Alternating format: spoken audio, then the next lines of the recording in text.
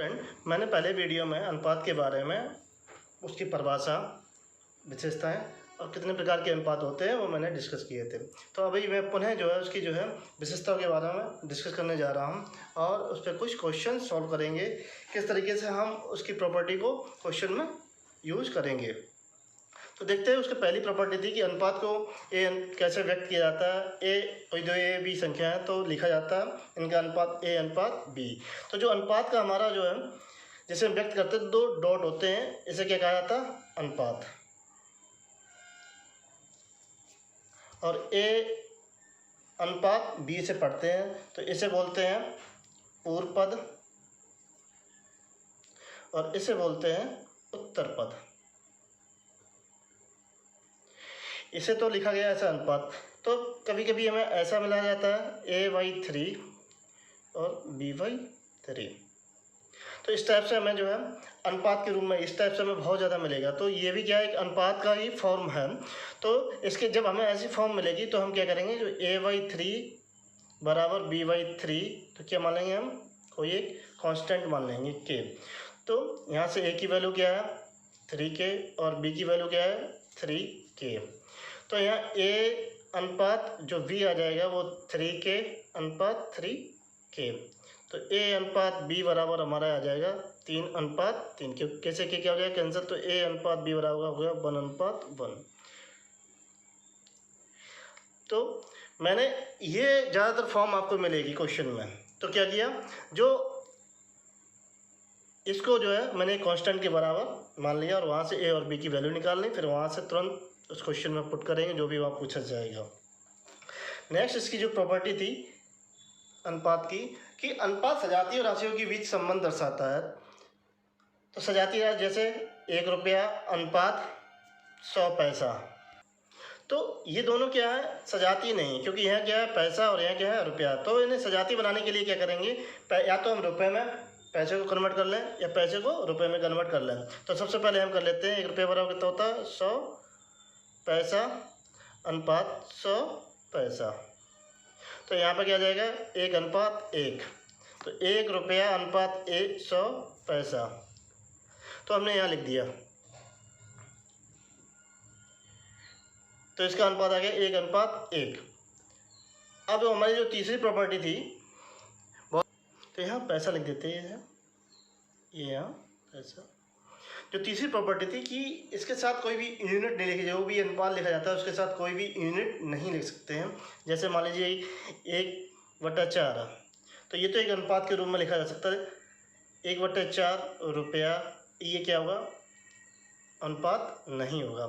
जो इसकी पांचवी प्रॉपर्टी थी बहुत ही ज़्यादा इम्पोर्टेंट, कि मिश्र जो है अनुपात, इसका जो फार्मूला होता है, पहले पदों का गुणांक अनुपात दूसरे पदों का गुणांक। अनुपात हमने क्या लिया? a अनुपात b ले लिया, b अनुपात c। तो हमें इसका क्या है? मिश्र अनुपात निकालना। तो हम इसको क्या लिखेंगे? a/b, b/c। तो इसका जो है मिश्र अनुपात, जो फार्मूला हमारे पास आएगा, पहले पदों का गुणांक, तो इसमें ये है a × b × b × c। तो देखो इसमें क्या है? b भी क्या है? कॉमन, वो कैंसिल हो जाएगा। तो a अनुपात c, मिश्र अनुपात निकल के आ गया ये फार्मूला। तो इसको हम कैसे लिख सकते हैं? a/c, ये मिश्र अनुपात बराबर होगा।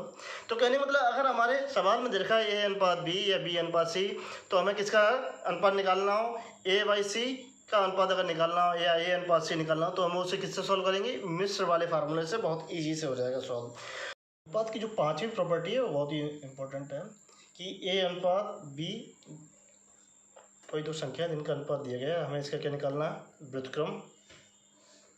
इनका जो व्युत्क्रम है वो हो जाएगा 1/a अनुपात 1/b। तो इसे जो लिखा जाएगा b अनुपात a। अब यहाँ समझने वाला पॉइंट है कि यहाँ क्या था? a अनुपात b। यहाँ a क्या था? पहले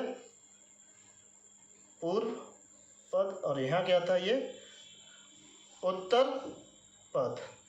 अब यहाँ पर जब हमने इसका व्युत्क्रम लिया तो ये जो उत्तर पद था इसका, ये क्या बन गया? पूर्व पद।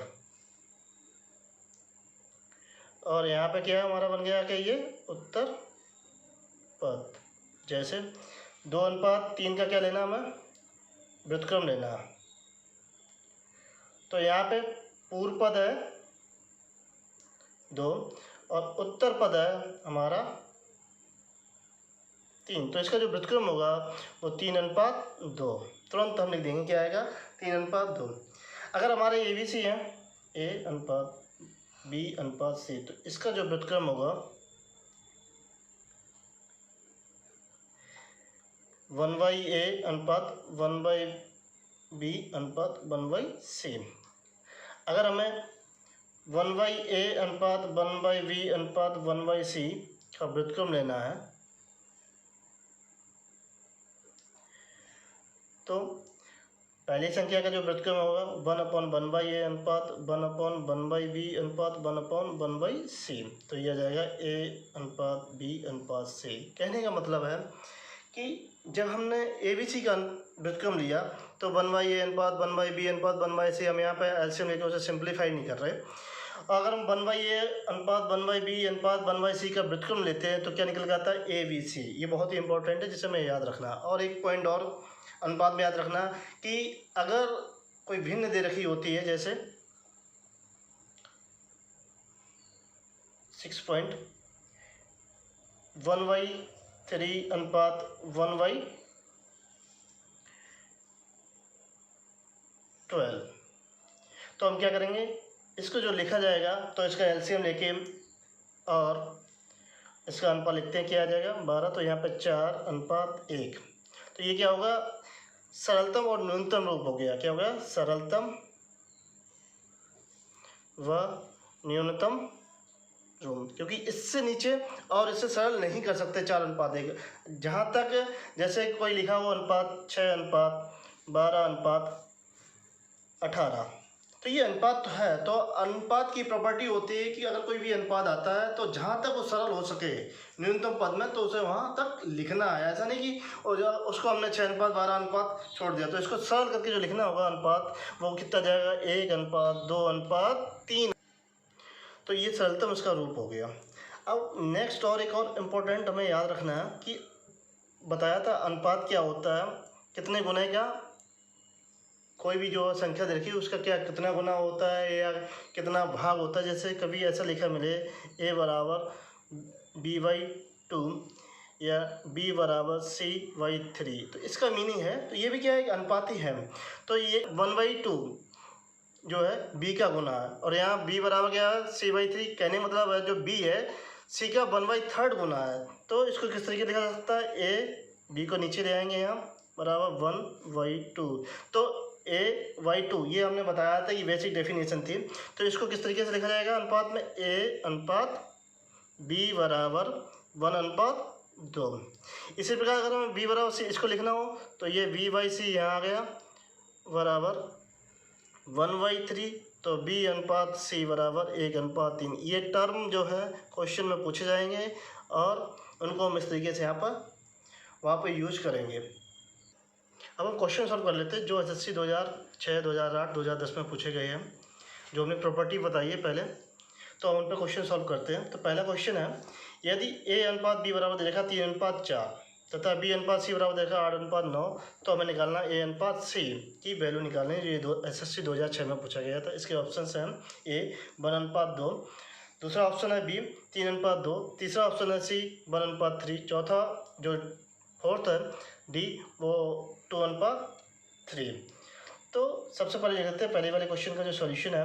तो A:B 3:4, B:C और 8:9, हमें निकालना है A:C।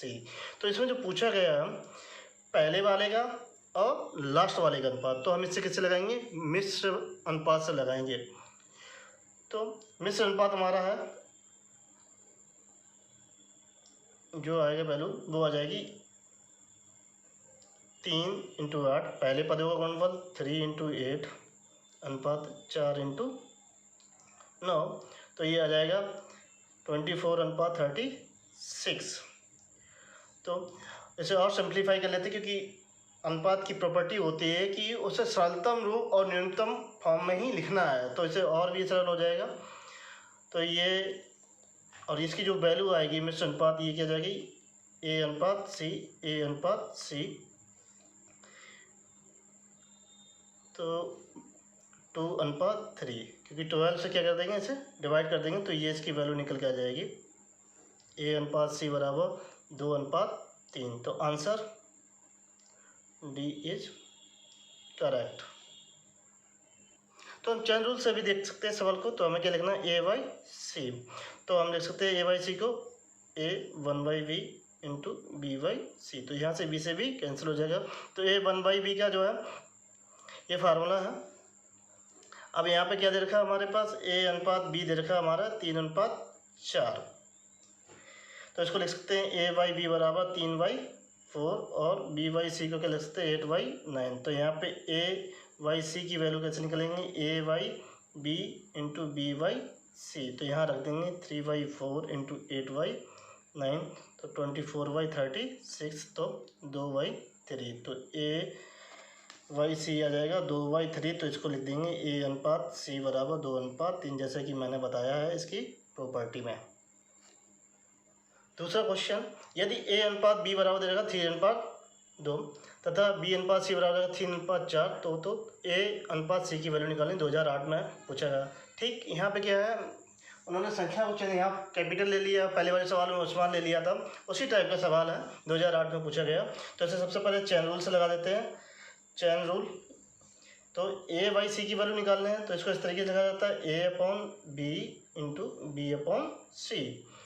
तो ए अनुपात बी जो दिया गया है वो 3:2 दे रखा है, तो इसको लिख सकते हैं ए बाई बी बराबर 3/2 और बी बाई सी बराबर 3/4। तो यहाँ रख देते हैं। तो ए बाई सी बराबर हमारा आ जाएगा 3/2 इंटू 3/4, तो बराबर 9/8, जो हमारा आएगा ए अनुपात सी बराबर 9:8। Answer D is correct. तो हम इससे मिश्र अनुपात से भी निकाल सकते हैं। मिश्र अनुपात से देखते हैं। तो मिश्र अनुपात से तो जो ए बाई सी होगा, इसमें जो मिश्र अनुपात निकल के आएगा, तो हमें क्या करना, पहले वाले पदों का गुणा करना और दूसरे वाले पदों का। तो पहले वाले पद इसमें हमारे आ जाएंगे 3 इंटू 3/2 इंटू 4, तो ये आ जाएगा 9/8 ये। तो ए अनुपात सी बराबर हो गया 9/8। जो तीसरा क्वेश्चन था, तो इसका आंसर जो है डी आंसर। इससे भी मिश्र अनुपात से भी बहुत आसानी निकला और चैन रूल से भी से निकल गया। ये ज़्यादा यूज किया जाएगा, ये कभी कभी यूज हो सकता है, लेकिन ज़्यादा मिश्र अनुपात से अगर आप निकालेंगे, पहला और लास्ट अगर पूछा है तो किससे लगाएंगे, मिश्र अनुपात से। क्वेश्चन नंबर तीसरा जो है, जो मैंने लिखा था, वो भी SSC 2006 में पूछा, बहुत ही इंपॉर्टेंट क्वेश्चन है। W1 अनुपात W2 बराबर दे रखा 2:3 तथा W1 अनुपात W3 दे रखा है 1:2 हो। तो W2 अनुपात W3 का अनुपात निकालना है। ये SSC 2010 में पूछा गया था। इसके ऑप्शंस हैं, पहला ऑप्शन है 3:4 जो बी है, दूसरा ऑप्शन बी 4:3, तीसरा ऑप्शन सी है 2:3 और जो चौथा ऑप्शन है 4:5। तो सॉल्यूशन, तो इसमें भी प्रॉपर्टी का ही यूज करेंगे। तो W1 अनुपात W2 ये दे रखा 2:3 और ये W1 अनुपात W3 बराबर दे रखा 1:2 और यहाँ किसकी वैल्यू निकल, W अनुपात W3 की वैल्यू निकलवाई गई है। तो यहाँ पे W2 और W3 की वैल्यू निकलवाई गई है। तो हम इसके लिए क्या करेंगे, तो जो हमने क्वेश्चन पढ़ा था, जो पहले जो दूसरे नंबर क्वेश्चन था, ए अनुपात बी दे रखा था 3:2, बी अनुपात सी बराबर 3:4, यहाँ क्या निकाला गया था, पहले वाले पूर्व पद और लास्ट का जो अनुपात दे रखा था उसका निकलवाया गया था। अब यहाँ क्या है, दोनों का ही उत्तर पदों का ही क्या पूछा गया, अनुपात पूछा गया। तो देखिए इसमें एक ट्रिक है, जो प्रॉपर्टी हमने यूज की है, पढ़ी है। तो W1 अनुपात W2 2:3, अगर हम क्या ले लें, इसका व्युत्क्रम ले लें, क्या ले लें, व्युत्क्रम, तो हमारे पास आ जाएगा 3:2। क्यों, जो उत्तर पद होता है वो क्या बन जाता है, पूर्व पद, और जो पूर्व पद है वो हमारा क्या बन जाएगा, उत्तर। W1 को हमने इस तरीके लिखा 3:2 और ये हमारे पास W1 अनुपात W3 बराबर 1:2। तो पहली बार ये सब बन गया, तो इसमें क्या लगाएंगे, चैन रूल, W2/W3 बराबर W2/W1 इंटू W1/W3। तो W2/W1 की वैल्यू है 3n/2 इंटू 1/2, तो इसकी वैल्यू हो जाएगा 3/4। तो W2/W3 की वैल्यू आ जाएगी 3:4। देखिए हमने प्रॉपर्टी सही अभी इसे प्रूफ किया, जबकि अभी हमने कोई भी इसमें कोई ट्रिक यूज नहीं की गई है। तो इसका आंसर आ गया ए इज करेक्ट। और भी अभी क्वेश्चन लगाते हैं। क्वेश्चन नंबर जो 4 है वो होटल मैनेजमेंट 2010 में पूछा गया। तो A/B बराबर रहेगा 3:4 तथा B/C बराबर रहेगा 4:7। तो हमें वैल्यू निकालनी है A+B+C/C की वैल्यू।